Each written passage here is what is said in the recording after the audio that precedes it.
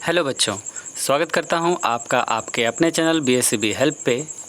आज आपके pros section का लेसन 4 जो है, जिसका नाम है what is wrong with Indian films.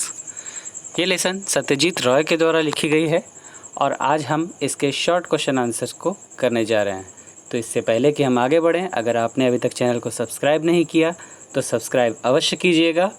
अगर आपने वीडियो को लाइक नहीं किया है तो लाइक अवश्य कर दीजिए और अपने मित्रों के साथ इसे शेयर ज़रूर कीजिएगा।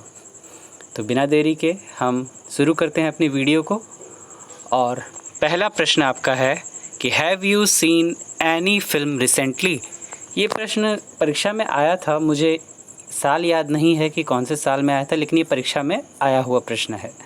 तो आप इस तरह के प्रश्नों के लिए तैयार रहें। ध्यान दें कि इस तरह के प्रश्नों का उत्तर आप अपने अनुसार दे सकते हैं, ठीक है।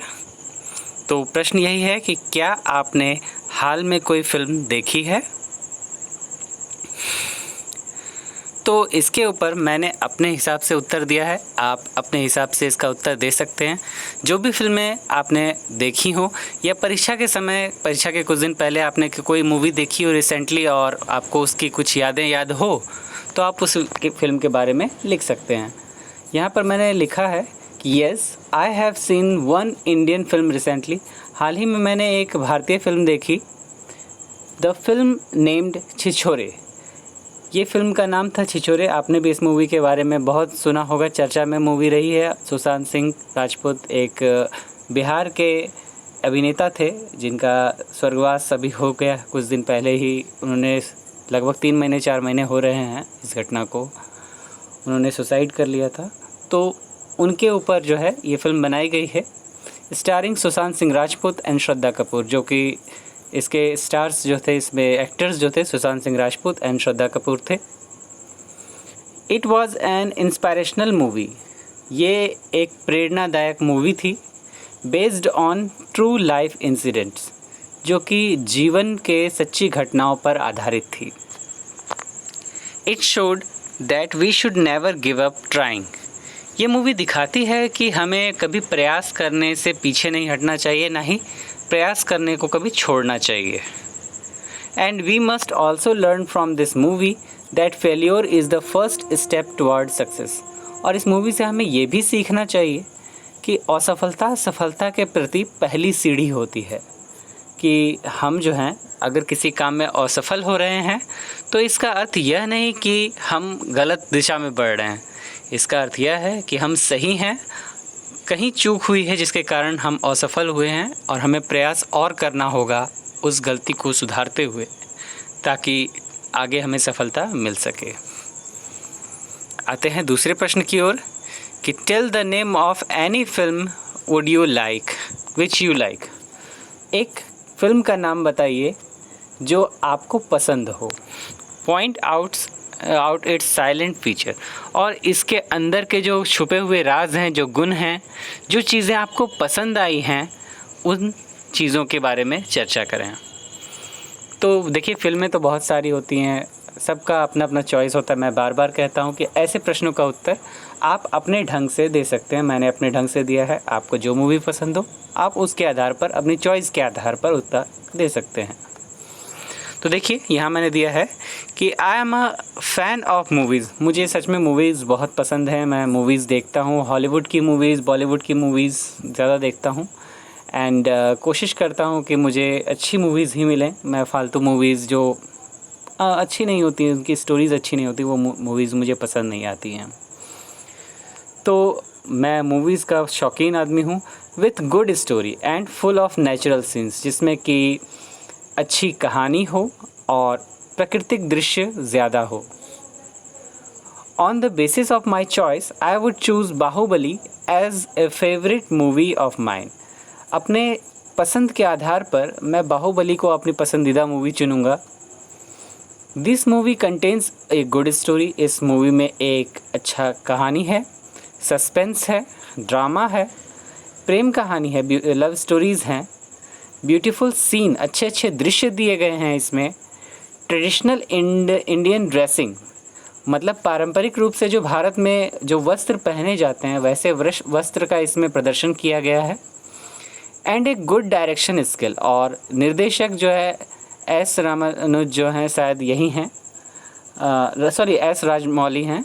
उन्होंने बहुत अच्छी तरह से इस फिल्म का निर्देशन किया है। This movie had created history in Indian cinema. इस फिल्म ने भारतीय सिनेमा में इतिहास रचा। आपको भी पता होगा, लगभग 2000 करोड़ की इस फिल्म ने कमाई की अपने बॉक्स ऑफिस पे, और इंटरनेशनली भी ये फिल्म बहुत बड़ी हिट रही है। सिर्फ भारत में नहीं, भारत के बाहर भी इस मूवी ने बहुत अच्छी कमाई की है।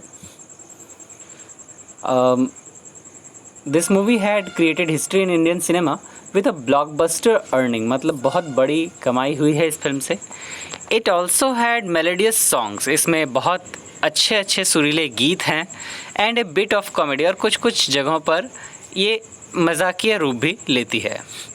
I can say the both parts of this movie are awesome, और इस हिसाब से मैं कह सकता हूँ इस मूवी के दोनों पार्ट्स बहुत ही ज़्यादा अच्छे हैं।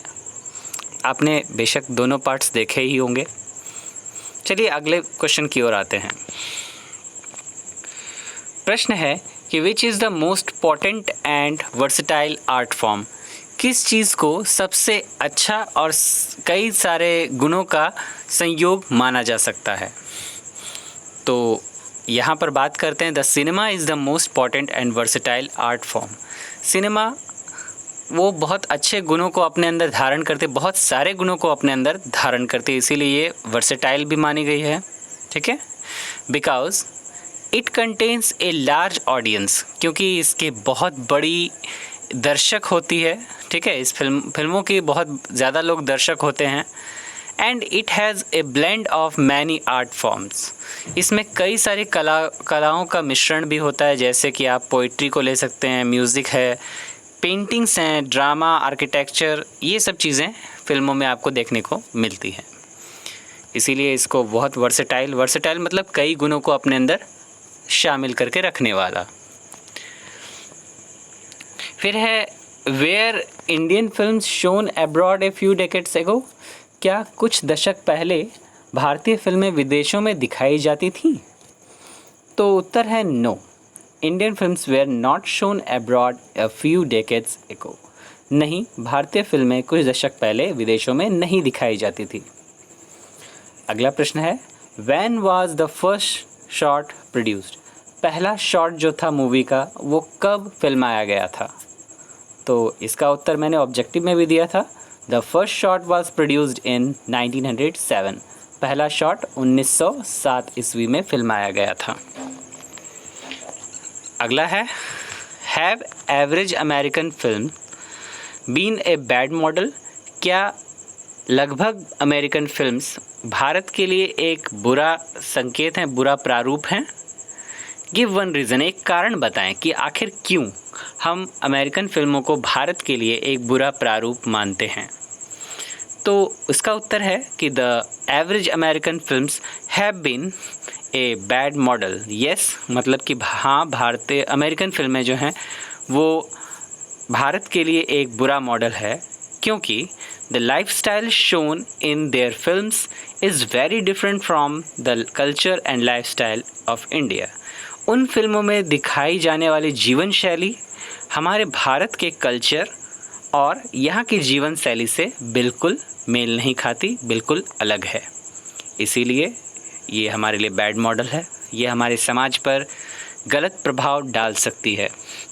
हालांकि अमेरिकन फिल्म्स मॉडर्निटी को दिखाती हैं कि वो धीरे धीरे मॉडर्न ज़माने पर आ रहे हैं, लेकिन हमारा देश अभी भी इस स्तर पर नहीं पहुंचा कि हम उस मॉडर्निटी को अपना सकें।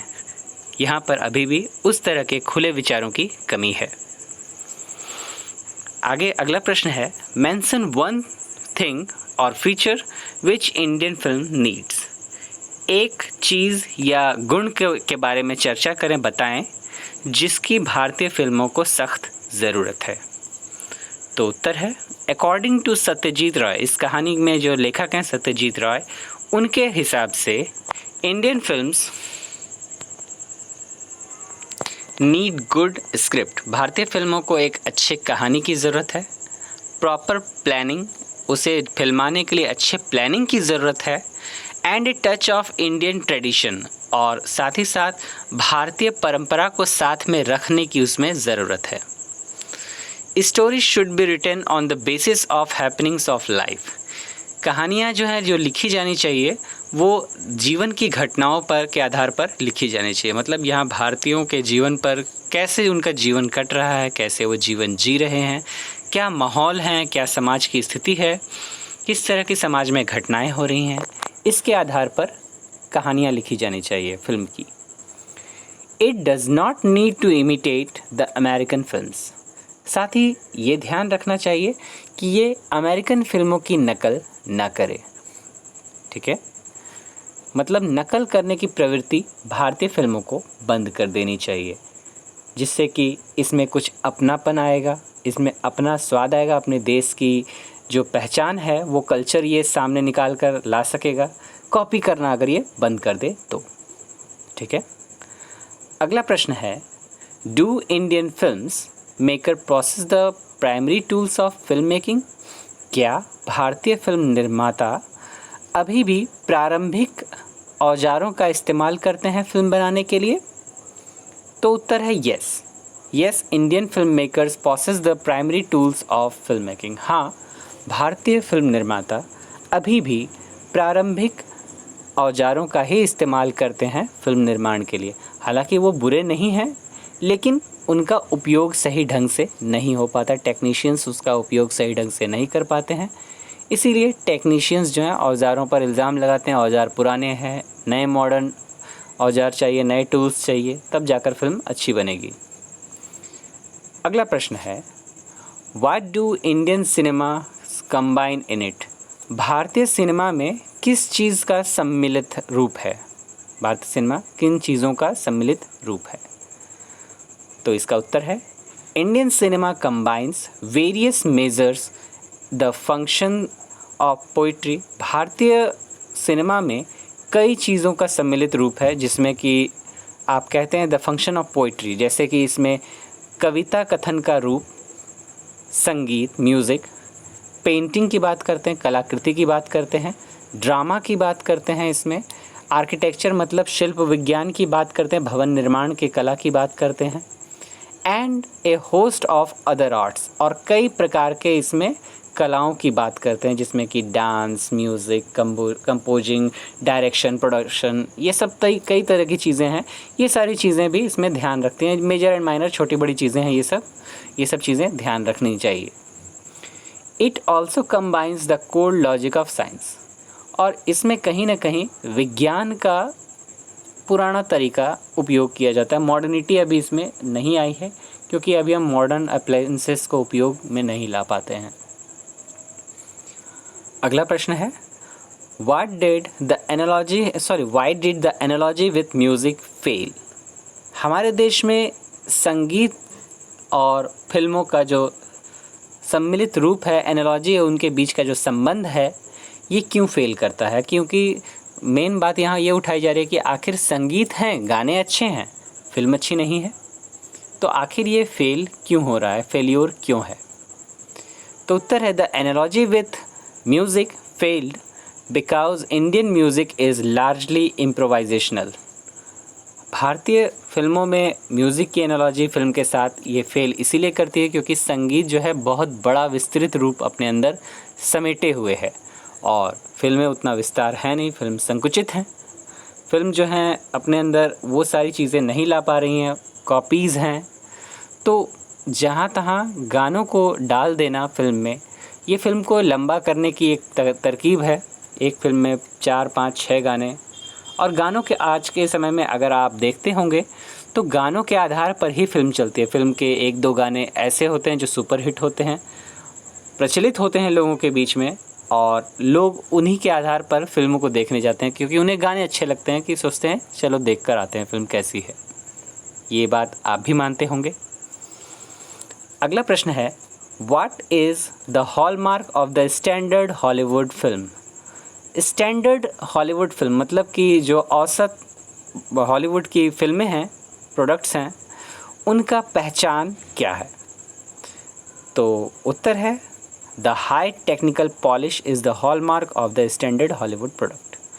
बहुत ज़्यादा उस पर टेक्निकल पॉलिश किया था, मतलब टेक्नीशियंस जो है उस पर बहुत ज़्यादा काम करते हैं, एडिटिंग पर बहुत ज़्यादा काम होता है, बहुत सारी चीज़ों को नज़रअंदाज नहीं किया जाता, ध्यान में रख कर फिल्म निर्माण का कार्य किया जाता है। ये टेक्निकल पॉलिश कहलाता है और यही है हॉलीवुड की पहचान, जिससे कि वो तरह तरह के शॉट्स को फिल्मा सकते हैं और हमारे सामने प्रस्तुत कर सकते हैं।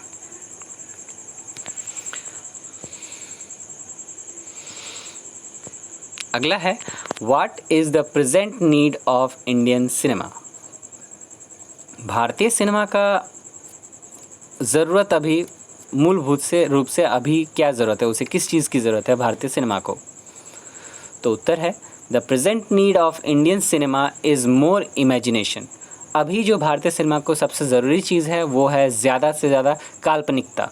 वो कल्पना करे, कल्पनाशीलता को अपने अंदर बढ़ाए, इमेजिन करे तरह तरह की चीज़ें, उसे लोगों के सामने प्रस्तुत करने के नए नए ढंग को लेकर आए। मोर इंटीग्रिटी, ज़्यादा एकाग्रता की ज़रूरत है उन्हें, वो एकाग्रता से फिल्म निर्माण करे। And A more intelligent appearance, और साथ ही साथ बहुत ज़्यादा विज्ञान रूप से, इंटेलिजेंस रूप से जो है वो तेज़ तरीके से सोचे, अपने चीज़ों को विस्तार करे। For the limitations of the medium, जबकि चीज़ें संकुचित हैं, चीज़ें जो हैं बहुत कम हैं, लिमिटेशंस बहुत ज़्यादा हैं, इसके आधार में रखते हुए भी वो इन चीज़ों का विस्तार करें और तब भारतीय फिल्में आगे बढ़ सकेंगी। अगला प्रश्न है what is the raw material of the cinema. Cinema का रॉ मटेरियल मतलब कि मटेरियल जो कहते हैं कहानी, स्क्रिप्ट, वो कहाँ है, क्या है?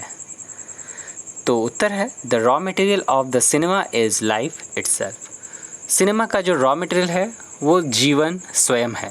जीवन से ही हमें प्रेरणा लेनी चाहिए और इसी के आधार पर फिल्म निर्माण करनी चाहिए। अगला प्रश्न है films are the mirror of society, discuss. फिल्में जो हैं समाज का आईना है, इस कथन की व्याख्या करें। तो उत्तर है it is true that films are the mirror of society. ये सही है कि फिल्में जो हैं समाज का आईना है। A good film inherited a story based on life of people. एक अच्छी फिल्म के अंदर ऐसी कहानी होती है जो लोगों के जीवन पर आधारित होती है। It shows the happening of the society, ये समाज में होने वाली घटनाओं को दिखाती है। Way of living of people, लोगों के रहने सहने के तरीके को दिखाती है। देयर ड्रेसिंग्स एंड कल्चर, उनके पहनावे ओढ़ावे को, उनके कल्चर को, उनके बोलचाल की भाषा को, उनके खाने पीने के तरीके को, ये सब चीज़ें वो दिखाती है। Some of the films are based on true life stories. कुछ ऐसी फिल्में भी हैं जो कि सच्ची जीवंत घटनाओं पर आधारित हैं। Inspired by living characters to inspire other, ये जो भौतिक जीवन में जो लोग हैं हमारे साथ, हमारे समाज में जो लोग हैं, उनके जीवन पर आधारित है और ये दूसरों को प्रेरित करने के लिए बनाई गई हैं। ठीक है, आप ऐसी कई मूवीज़ देख सकते हैं जो किसी व्यक्ति विशेष के ऊपर बनाई गई हैं और हमारे समाज को प्रेरणा देने के लिए बनाई गई हैं। जैसे कि आप मिल्खा सिंह के ऊपर बनाई गई फिल्म भाग मिल्खा भाग देख सकते हैं। हमारे इंडिया की एक महिला बॉक्सर मैरी कॉम के ऊपर बनाई गई फिल्म को देख सकते हैं। तो ऐसी चीज़ें आप, ऐसी फिल्में जो जीवन पर आधारित है, भगत सिंह के ऊपर बनाई गई film the legend of Bhagat Singh, वो आप देख सकते हैं। तो आपको समझ में आएगा कि ये फिल्में कितनी प्रेरणादायक हैं। और ये है आपका आखिरी प्रश्न, What does Satyajit Roy say about the lack of maturity in Indian film? Satyajit Roy भारतीय फिल्मों में जो परिपक्वता की कमी है उसके बारे में क्या कहते हैं? तो इसका उत्तर है Satyajit Roy says that the lack of maturity in Indian films can be attributed to several factors. उनका कहना है कि भारत की फिल्म में जो परिपक्वता की कमी है इसके बहुत सारे कारण हो सकते हैं। देखिए क्या क्या कारण हैं। तो इन्होंने कहा कि the producers blame the masses for bad quality of Indian films. जो प्रोड्यूसर्स हैं फिल्म के, वो कई सारी चीज़ों पर आरोप लगाते हैं फिल्म की खराब गुणवत्ता के लिए। The technicians blame the tools. जो टेक्नीशियंस तकनीकी लोग हैं वो औजारों पर जोर लगाते हैं, उन पर इल्ज़ाम लगाते हैं कि औजार ही पुराने हैं, अच्छे औजार नहीं हैं। And the directors blame the existing conditions for the lack of maturity in Indian films.